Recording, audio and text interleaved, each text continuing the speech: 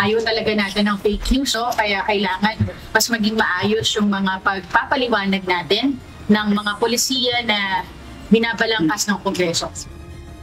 Sa kauna-unahang pagkakataon, naglagay ng tagapagsalita ang House of Representatives. Siya si Attorney Princess Abante, anak ni Manila 6th District Representative Benny Abante. Naging 3-term councilor ito sa Manila City at tagapanguna ng Manila Public Information Office. Ayon sa abogada, sa gitna ng mga isyong kinakaharap ng House of Representatives, kinakailangang mapaigting nito ang pakikisalamuha sa publiko.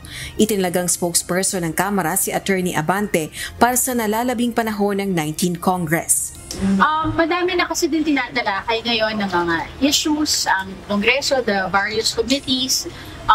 There's a need to strengthen the communication mula sa House to ensure yung tama at makatotohanan ng impormasyon ay naibababa natin sa mamamayan.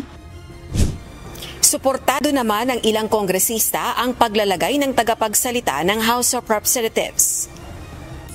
Para maintindihan po nila kung anong mga issues na nangyayari po dito, kung ano pong mga ganap. So that can only be a positive. Epektibo ngayong araw ang appointment ni Attorney Abante bilang House of Representatives spokesperson.